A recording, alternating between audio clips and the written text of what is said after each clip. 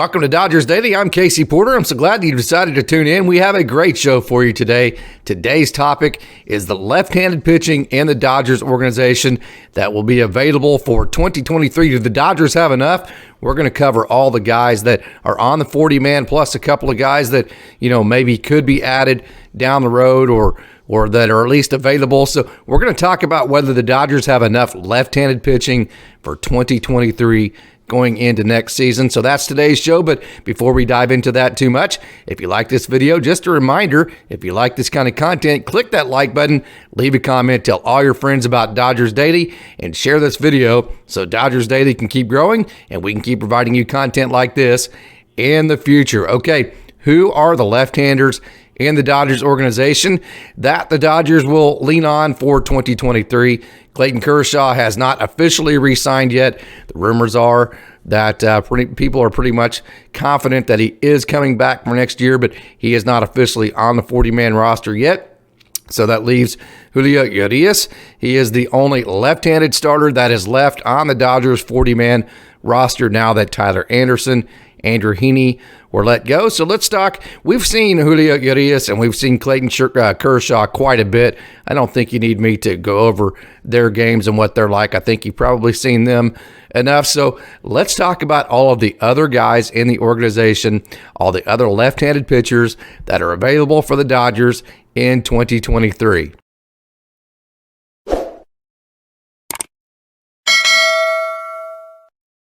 Okay, so who are the left-handers in 2023 that are not named Julio Urias or Clayton Kershaw? The first guy that you have to start with was one of the best pitchers, whether it be left-handed or right-handed, in all of Major League Baseball last year, Alex Vesia. He was just so fantastic. The Dodgers so many times would bring him in front of and or behind Evan Phillips, and those two back-to-back were just absolute lights-out dynamite in 2023.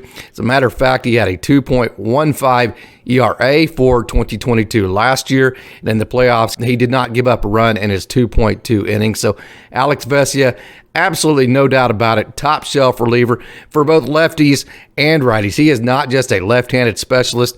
He is very good against both left-handers and right-handers, which is why he was able to have such great numbers. As a matter of fact, his whip was just 1.12. His average against was 187, and his strikeout to walk ratio was above 3-1. So when you look at the type of year that Alex Vesia had, he was certainly one of the best pitchers, relief pitchers in the game.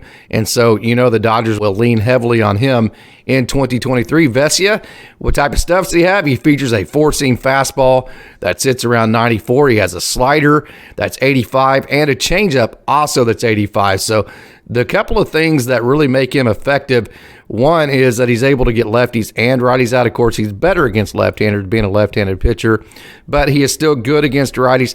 Now, why is that? For one, pitchers always try to have a 10-mile-an-hour difference between their fastball and their off speed. And when you look at the slider and the changeup, they are 9 to 10 miles an hour off this fastball, which is absolutely a perfect speed differential because it's enough of a differential to throw the hitter's timing off, but it's not so slow that the hitter can actually, regroup and still make contact. So it still has enough velocity. It's not so far of a difference to where if a hitter's timing is off, that hitter is not going to have time to kind of regroup and still make hard contact. So that 10-mile-an-hour difference is very good. And then also the other thing about that is he has every shape. So when you look at his slider being left-handed, it takes that right turn, and then his changeup takes that left turn. So you always want the ball moving away from the hitter, and so whenever he's facing lefties, he throws that sweeping slider that breaks away from lefties. When he's facing righties, he likes to throw that changeup that will take that left turn with that fade and tumble that moves away from right-handers. So if you have the ability to throw both a slider and a changeup, you have the ability to move the ball away from the barrel and away from the hitter, regardless of whether they're right-handed or left-handed. Alex Vesia is able to do that. He's also able to do that with a 10-mile-an-hour difference between his four-seam fastball and his off-speed, and then he also throws strikes. So those are the reasons, in my opinion, why Alex Vesia was so wildly successful last year. Against lefties, his average against was just 130. His whip was a minuscule 0.84. So he was, like I said, very dominant against left-handed hitters. But like I said, he's more than just a lefty specialist. His average against right-handers was just 217. So again, although he is dominant against lefties, he's also very good against righties. So Alex Vesia, he is a top shelf reliever, especially from the left side. Guys like that don't fall off a tree, so you can bet that the Dodgers will lean heavily on him in 2023.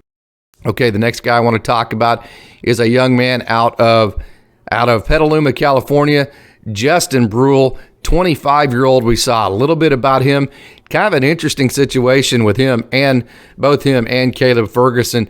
Brule was good with Los Angeles last year in his opportunities, and actually his ERA with LA was better than his ERA in AAA, Oklahoma City, which you wouldn't think that to be the case, but the reason why that is whenever you're pitching with Los Angeles, the Dodgers are looking for all the best matchups for Justin Brule and a guy like Caleb Ferguson. So he's always pitching in a plus matchup with LA, which in AAA Oklahoma City, you're just trying to get innings. It's not necessarily about does he match up well against the next three guys that are coming up for the other team. You're just throwing just to get innings, to throw your stuff, just to get it on record. So, the matchups aren't always as good at the AAA level as they are at the major league level because, again, you're trying to eat innings and you're trying to get experience and get innings under your belt versus at the major league level, you're trying to win a game.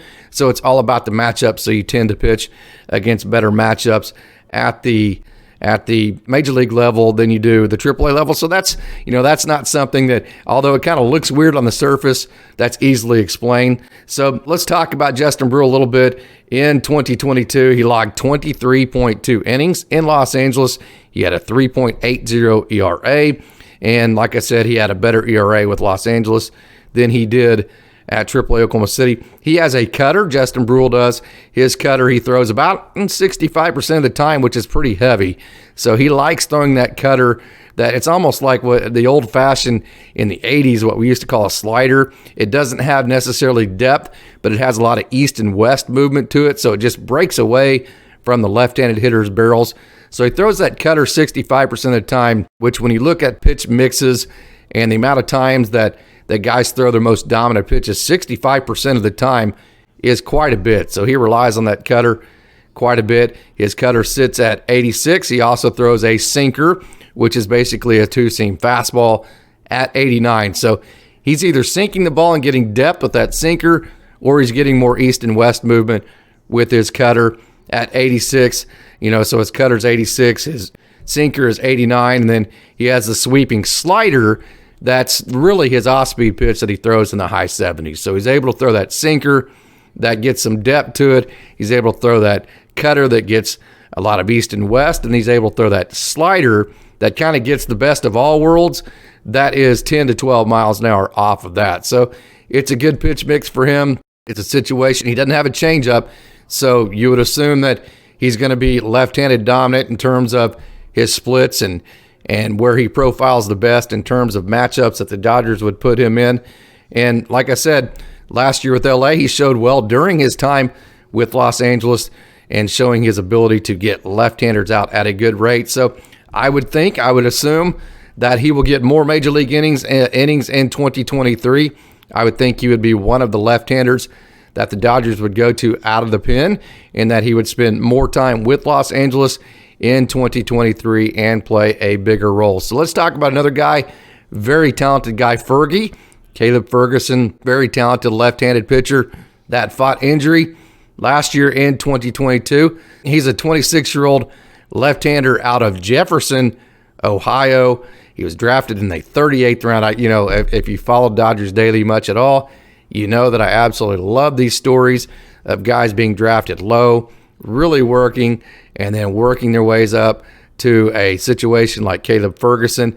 And like I said, just like Justin Brule, he actually had a better ERA with Los Angeles in his short amount of innings that he had up with the big club than he did in AAA Oklahoma City. He logged his 34.2 innings with Los Angeles this last year.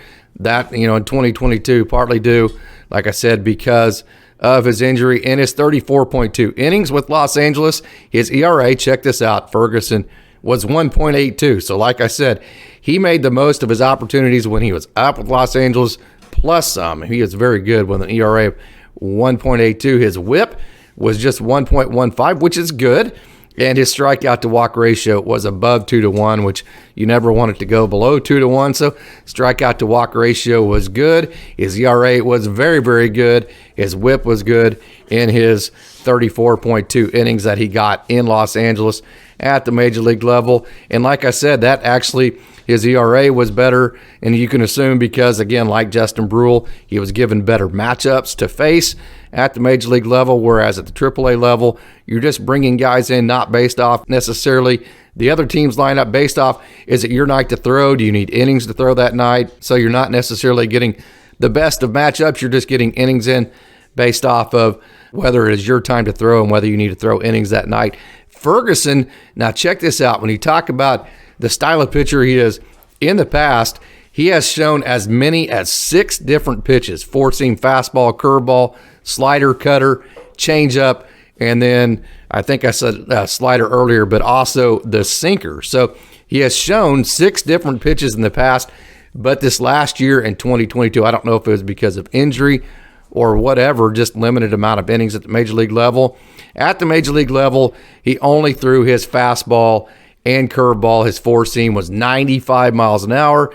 It hit 97 at times. And what I like about him, you can see in the big moments, whenever the adrenaline kicks in, he's able to ride that momentum of the big moments, reach down and get a little bit extra. So although he sits 95 in the big moments, he can hit 97 and become an even better pitcher in the big moments. I really like that aspect of him. So like I said, he pairs that four-seam. And, you know, like he showed 6 pitches in the past, but he only threw that four-seam. And then also his curveball last year, that was 78 miles an hour. So we're talking about another big split. I would imagine if he logs more innings in 2023, I think you would probably have to add a slider or something that has a velocity difference that's not quite as big as 94 and 78. So if you can throw, say, a 94 mile an hour fastball and then say an 87 mile an hour slider, and then also pair that with the curveball, I think that's probably the velocity difference you're looking for. So although he threw 2 pitches in 2022, I would not be surprised if he dug back into his bag and added another pitch that could get him somewhere in the mid to high 80s to offset that big differential between 94 and 78. I don't have any inside information on that, but that would be my guess if he logs more innings at the major league level. So Caleb Ferguson, very, very talented. Hopefully he's able to stay away from injury in 2023 and have a very good year and be a pitcher that the Dodgers can lean on. Okay, another guy that fought injury all of 2022 and a guy that has shown to be very effective when he's healthy at the major league level is Victor Gonzalez. And Victor Gonzalez, he logged some innings in AAA Oklahoma City in September. As a matter of fact, he had a full September, so he ended 2022, I'm assuming, healthy. I do think he was available to be on the postseason roster, but was not put on it for the simple fact that he just had not pitched enough in 2022. Gonzalez is a 27-year-old out of Mexico, and he made his major league debut in 2022. He's been anywhere from really, really good at the major league level to just good. In 2022, or in 2020, the year that he made his debut, he was really good. His ERA was 1.33, and then in 2021, not quite as good as that, but still good. His ERA was 3.57. So he had a lot of momentum coming into this year. Disappointing that he spent all of last year injured and then made it back there a little bit there in September to finish at the AAA level. So he only logged 12.2 innings total. All 12.2 innings came last year with AAA Oklahoma City. Gonzalez is a 2-pitch pitcher, and he has a good speed differential. So I think he is a guy that can stay with a 2-pitch mix, which should allow him to be a little bit bigger and better of a strike thrower because, you know, anytime you eliminate the amount of pitches, you're able to concentrate on the pitches you do have and make those better. So I would assume you could rely on him being a good strike thrower, and his speed differential is good, which is why I think He will be able to stay that way if he chooses. His sinker is 94, while his slider is 85. So that sets up as a mix of a slider sinker that would make him a left-handed specialist and one that could really get left-handers out. So we'll see, and we'll see if he's ready to go for 2023. But Victor Gonzalez, we've seen another left-hander in the organization that can get major league outs. He can be, like I said earlier, anywhere from really, really good to good, just depending on, the situation and the matchups that are given to him. So Victor Gonzalez is another young man that the Dodgers, hopefully he gets healthy. Hopefully this is a bounce back year for him. Kind of like Caleb Ferguson. He didn't throw nearly the amount of innings at all with AAA Oklahoma City that Ferguson did. So hopefully 2023 can be a bounce back for him, and the Dodgers can rely on him being a left-handed arm out of their bullpen. So those are the guys on the 40-man roster. Those are the guys that are most likely going to help Los Angeles next year coming out of the bullpen that are left-handed. Logan Salo is the only left-hander on the Oklahoma City roster, period. I mean, so when you look at how the Dodgers have shed, they've shed to the point to where Logan Salo is the only left-handed pitcher on the Oklahoma City Dodgers roster, and he fought injury. He's another one of those guys that fought injury as well all of 2022, and he threw only 3 innings. So Logan Salo might be a guy that of course, he's not on the 40-man right now. You'd have to put him on there. So maybe he's the next guy that could help other than the guys I've already talked about. But again, he is the only left-hander on the AAA Oklahoma City roster. The next crop of lefties are in AA. I'm going to talk about them a little bit, but most of them jumped from High A Great Lakes to AA. The only 2 that didn't were both starters, Alec Gamboa and John Rooney. Alec Gamboa and John Rooney would be the 2 guys that would have the most experience and would probably be the closest to the major league level. So we'll see what happens there. But again, they spent all of 2022 in AA Tulsa. So that would be a big jump to say that those 2, and especially being starting pitchers. And I think it went, Kershaw, I think he's not on the 40-man yet because he hasn't officially signed, but all indications are that it's all about a formality at this point. So you'd have Kershaw, Urias, you would have Gonzalez and May, and then the 4 guys, the 4 top rookies with Pepio, Grove, and then Bobby Miller and Gavin Stone to fill that 5th spot. And even if you wanted to go a 6-man rotation, I think one of those 4 or 2 of those 4 would take the 5th and 6th spot. So it would be a long shot for Alec Gamboa and or John Rooney to reach the major league level and help the Dodgers from that perspective next year. But you never know. Both very talented. Alec Gamboa was an all-state wrestler, very tough, good pitcher. John Rooney has the best pickoff move in all of baseball. I believe he had something like 13 pickoffs, and I think he's led all of baseball in pickoffs in the last 2 years going. So those would be the 2 guys that would be the closest. And Lyle Lockhart Jr. is another left-handed starter that finished in Tulsa. He jumped from High A Great Lakes somewhere about halfway through last year, and he went to Houston out of high school. He pitched there for a while, then transferred to Arkansas. He was the number 1 Friday night starter for Arkansas his last year, so very talented. But again, he started last year in High A Great Lakes, so to think that a guy could go from High A Great Lakes to AA halfway through last year and then jump another level and a half next year to get to the major leagues, I think that's a long shot. Of course, we've seen Gavin Stone jump like that, and I think Gavin Stone's ETA is next year with LA. But again, that would be a long shot for Lyle Lockhart Jr., I do believe. So other guys, relief pitchers that ended their season in Tulsa, Jeff Belch, who literally just made it to Tulsa in September for their playoff series with Wichita. Then Jake Candleberry, who got moved up to Tulsa towards the end of last year. And Jose Hernandez, who got moved up to Tulsa in June, who hit 99, I don't want to say consistently, but he hit 99 on a regular basis last year, 99 miles an hour. And when he got moved up to AA Tulsa, he was saves leader in the Midwest League for the Loons. Jose Hernandez is very, very talented, but again, just got moved up to AA in June. So to say that you're going to go from AA in June all the way to the major league level, it's possible. I don't want to say it's not possible, but I think for any kind of, I think it's probably a long shot for any kind of extended duty for a guy like Jose Hernandez at the major league level for the Dodgers. So there are all the left-handers that the Dodgers have available that could help them for 2023. I hope you enjoyed it.